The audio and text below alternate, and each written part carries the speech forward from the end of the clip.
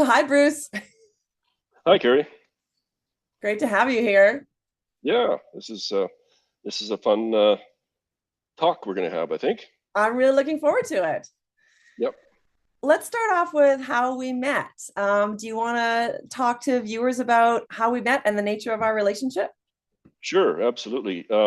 So I first encountered you in the 2020 election. I attended the candidates forum mainly to listen to the NDP and the Liberal candidates, and there you were there. And as we went through the forum, I started to go, oh boy, she's a good speaker. And she knows her stuff, even being a newbie, had a really good grasp of the issues. And so after that, I reached out to you and gave you some encouragement.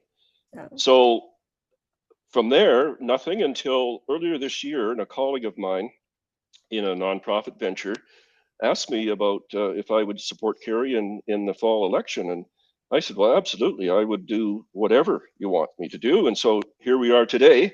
Yeah. I'm your financial agent and on your campaign team. And it's fantastic. Thanks, Bruce. Oh, yeah, it's my pleasure. And how about you now? You want to talk a little bit about your background and how did you first become politically involved? Well, over the years, of course, I've always voted. I don't think I've ever missed a voting opportunity. But mostly my activities over the years has been to join a party to get involved in voting for leadership campaigns, but never particularly active. So, I mean, I was brought up in a small town, a conservative town, and I kept those sort of conservative values. I've always been a social liberal, I would say, but fiscal conservative. And so, anyway, fast forward to my political activism, you might say, actually came as a result of being part of a of a climate action group, which is nonpartisan, and we are extremely involved politically. So politically nonpartisan to try to advocate for climate change policies. And so, yeah, it's been a very busy 4 or 5 years. Mm-hmm. And could you say why you have been getting politically involved? What's been motivating you? Well, you know, the way I look at it, here's a good example. When I became aware of the climate crisis, um, my action was as a home builder to start building more energy efficient Right. homes. And so that's what I was doing. And then in 2020, I was contacted by someone who was starting a climate action group. And she asked me to do a presentation there. And then I got involved then with that group. And I came to realize that as a group, we can achieve more than we can individually. So that's really how I got involved more politically that way, because it's the group action is far more powerful than just working away out on your own, which is what I was doing. Right. Right. So I guess it sort of answers that, but I was going to say my next question is how come political involvement is so important to you? It sounds like it's because you want to get more done. That's exactly right. Absolutely. Yeah. What has led you to shift your political views over time? You mentioned that you are more of a social democrat, or sorry, maybe that's not the term you use, but like, what did you say? A social liberal. Social liberal, thank you. And Yeah. And fiscally a conservative. fiscal. Yes. Yeah, Yeah. for And sure. it sounds like maybe Yeah. that did a little bit. Yes, it has shifted quite a bit. And so all my life, I always voted conservative, for instance. In fact, right up to 2011, I voted conservative. Okay. But I'd say that the change started when I went through a period of self-reflection around 20 years ago, early 2000s, and a middle-age crisis, maybe, I don't know. But what emerged from that was two things that made change possible. Um, One was the fact that I decided that every view that I have would be evidence-based, Oh, and the other thing that I committed to was to be a lifelong learner. Mm. And those are the two things that really enable someone to change, Mhm. to take a look at other viewpoints, analyze them, see if they make sense, see if they're real. And if it's better than what my current position is, I'm happy to change. Change. So yeah, Right. absolutely. So that was really the basic part of it. And on a political basis, um, I started to realize that fiscal conservatism was not really the best for the economy. Hmm.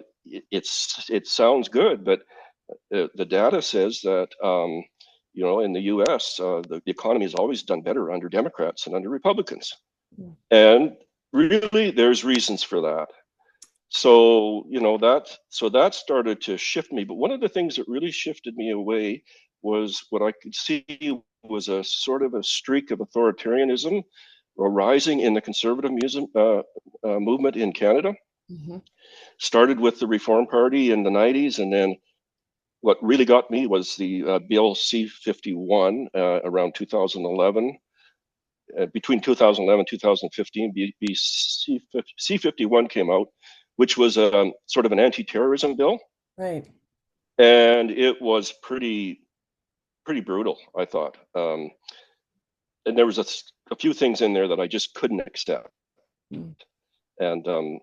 and one was that you could, if you had a citizenship of another country, you could get deported.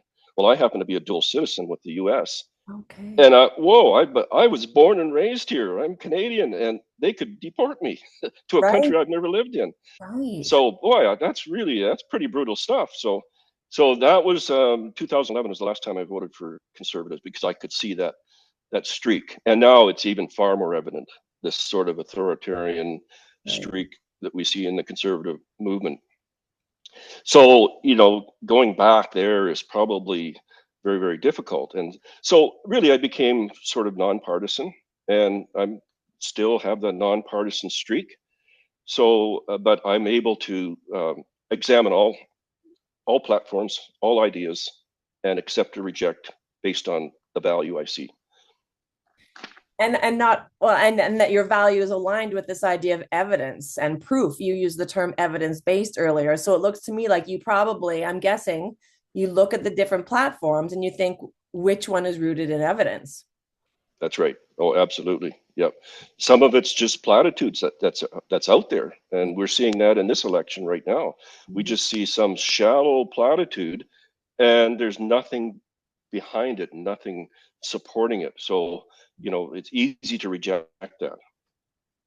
When folks are not critical of their beliefs, if they just believe what they believe because it's always what they've believed, or they do, or they vote how they do because it's what they've always done, or whatever, like that's so common. And I think it's Yep. a little bit extraordinary and takes a lot of courage for someone to be like yourself and say, I'm going to choose going forward to keep my mind open, follow the evidence, and then the dominoes are just going to have to fall, right? Like I'm sure there were Yep. things in your life that shifted because you said, well, I can't support that anymore if there's no evidence to back it. That's right. And that's the other thing I think is kind of scary for people to make a change to their traditions. But to me, I will change tomorrow if tomorrow is better. Right. Right. And so I'm always, and I guess that's why I would call myself a progressive, Okay. because I want to be better myself, and I want everybody else to be better. As a rising tide lifts all boats. Mhm. And, so if my neighbor does better, I do better. Right. Right. It works that way. This identity of progressive, is this sort of a new label you've been using for yourself, or when did you start to call yourself a progressive? Oh, I would say maybe in the last decade, not real recent. But Okay. it's evolving, right? It evolves, and then all of a sudden you realize, yeah, that's really what I am. Right. So it does evolve, and that's the way it should be. Like, we should Right. be always getting better, right? Always learning. Absolutely. The Yep, world is changing so fast. We yep, can't just accept the way things were and think that's the way they're always going to be. That's just not reality. that's right. Yep, Yeah. and to learn when you learn new things, and here's a good example um, on climate action. Mhm. About a decade ago, I took the time to get a good understanding of the physics of the greenhouse effect, which is the basis of um, global warming, and then it's the basis of climate change. And when I grasped the physics of the greenhouse effect, light bulb went on. Whoa, we have a climate crisis. Mm-hmm. It was just so perfectly clear to me. And so that's what led me to climate action. Right. Um, because yeah, The it, evidence it's was a there. fact. Yeah. Yeah, it's a fact. Yeah, right. So how have you come to align yourself? And I know you said nonpartisan earlier, so don't let me put words in your mouth. Please correct me if I'm wrong, but how have you come to align yourself with the BC Green Party? Like, how do you see your values aligning with green values? Well, there's the six principles that the Greens have across the world, and I don't have a problem with any of them. So I'm quite comfortable with all six of them. We've talked a lot about evidence-based, and that's one of the things I really like about the Green Party is that the Green Party is quite science-based, logical, rational, and evidence-based. That totally aligns with my personality in the last 15 years. And your So that logical aligns. brain. You have a logical brain. I Yes, think, yeah, right. Yeah. more than your person. Yeah, I have a hard time getting enthusiastic about parties, but I guess I would say I feel comfortable with supporting the Green Party because I don't really have any serious internal conflicts with Green Party policies. Well, I'm guessing then that perhaps you do have some conflict when you look at policies from other parties. Would that be the case? Oh yeah, absolutely. But you know, in this particular election, the Green Party of BC owns the climate action part of the spectrum. Right. That seems to be more or less abandoned by the other ones, and the Green Yeah. Party is the only one. And so I'm very enthusiastic about that. Yeah. At this point, you're right. The other parties have definitely shifted around, especially when it Yep, comes to talk of the carbon tax, yep, which of course yep. was originally like a BC Liberal idea. Oh yeah, and it's a very Yeah. conservative answer to carbon pollution, Mhm. for sure. But I mean, I love the Green Party of BC's policy, and that is shifting the burden of the carbon tax away from consumers and onto the actual polluters. Right. And so the Green Party, I think, is the only party that can objectively offer a lower carbon tax to consumers without the approval of the federal government. Right. The other two parties are saying, "Oh, we'll scrap it," but they can't scrap it because it's federal. So the only way that they can is if the feds scrap it. Right. And then So there's this massive shift in the wrong direction. absolutely, yeah. But it's a just a brilliant idea to shift away from the consumer carbon tax and put the tax onto the actual polluters. Mhm. And it's again, it's totally logical, rational. Mhm. I like the rational and logical myself. Yeah, That's important to me. right. Yep. So could you tell voters or viewers why you're planning to vote for me, Kerri Wall, in the election on October 19th? Well, the short answer is that in this electoral district, you're the best candidate. You would have you're the best one to advocate for us here in Kootenay-Rockies. You're high energy, you're well spoken. People people listen to you because you can speak in such a way that they hear. Um, just as that advocate for us here, I know you would be a strong advocate. Um, and in particular, if there was a minority government and you're one of our MLAs, you will have significant amount of influence in Victoria. That could be exciting. Hmm. Something I've been thinking about along those lines more recently is this idea that the main parties that are vying for power and the Conservatives, even though they're a newer party, I'm going to say that they're a little bit They've been around for a while simply because John Rustad has been an MLA for a long time, for decades. He's been in, he's had a ministerial positions. There's, even though the conservative movement is sort of new, I feel like the base of that party is still old in a way. Like that's been around for a while. It's, It's to me, it's part of the status quo. Would that be accurate? Oh, I would say it's worse than status quo. It's regressive. Regressive. Okay, right. Yes. So I've been thinking about Yep. this, the regressive sort of forces that keep the government flipping sort of from one to the other, this antagonistic view of like they want to pull power away from one party and pull it back to the other party. And they're kind of in this power tug of war where they're not actually looking at the issues or really how to best serve British Columbians. And that I think when voters vote for one of those parties, they are giving a thumbs up to that system. They're basically saying, we're good with the tug of war. We're good with the power fight. Like, you keep doing this back and forth.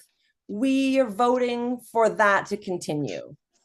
And I'm wondering if by voting for the BC Green Party, if you're voting to say, we want a different system, we want a collaborative system, we want a system for the people, because the BC Greens are the only party that advocates at this point for example, proportional representation, which we know would get rid of the tug of war. We know proportional representation would make more people happier, more people's votes would count, as they say. And so, what's your view on that idea that if you vote for one of those other parties, you're just voting to say, we like the system as is, rather than saying, we wish we had a different system? Well, yeah, for sure. I mean, it's traditional that there's this combative type of hostile relationship between the government and the opposition, and really, as an opposition, they should be being constructive Right. rather than destructive, and that almost seems like it just goes on and on and on, and that doesn't help. It really, in my view, it wastes a ton of important people's times because they're sitting in the legislature and they're just back and forth trying to one up on the other, and what good is that? That doesn't get anything done. And so yeah, I mean, I think that a proportional representation type of system, or even a ranked ballot system, I think would give us a better result. um, I'd like to see no parties being advertised during the election campaign, and not even on the ballot, Yeah. so that people would have to look at each candidate rather than just, oh, it's a party, I don't like that party, or I like this party, I don't care who the candidate is. But if the parties were kept off the ballot and kept out of the advertising, people would say, okay, who is Kerri and what's she really, what's she really about? And they put more focus on the candidate. Mm-hmm. And in this case, I think you would come out extremely well because you've got what it takes, I think, to be a great advocate for our riding. Thanks, Bruce. And even just what you said there about taking the parties off the ballot, having it maybe be more like municipal elections where there largely are no parties, Yes. except for maybe in Vancouver they have some. But that is a proposal for an electoral reform. That is a kind of electoral reform, and the BC Greens are open to looking at electoral reform of all kinds. And it is those other regressive parties that just say, nah, we're into this same old back and forth.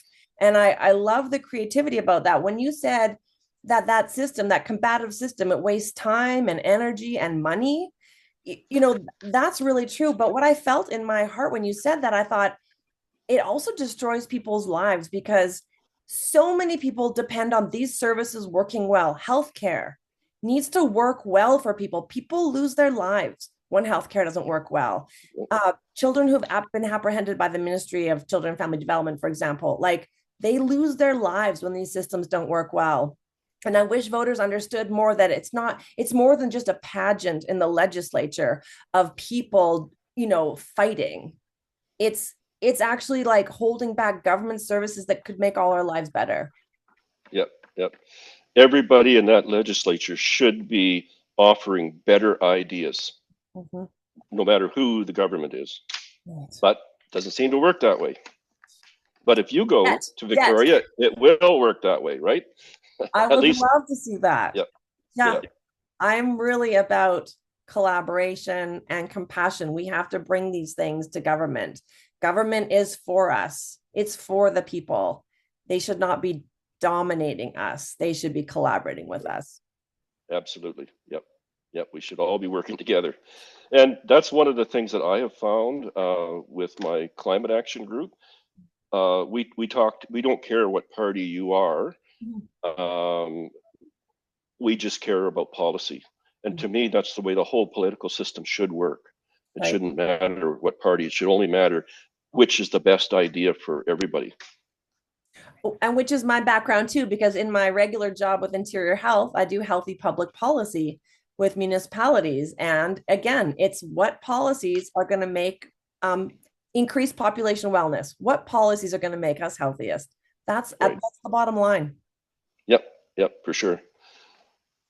This has been a great discussion, Bruce. I thank you so much for your time. Is there anything you want to say before we wrap up? Any last thoughts or anything I missed out? No, that's great. I sure want our viewers to get out and vote, regardless, and vote for whoever you like, as long as it's Kerri Wall. Anything to increase voter turnout, evidence Yes, shows increases more progressive candidates. We just higher voter turnout always works in the favor of progressive candidates. So we definitely want people to vote. right, for sure. Thanks again, Bruce. Well, This has been really th- cool. thank you. That's a great conversation. Okay, people, get out Chat and later. vote.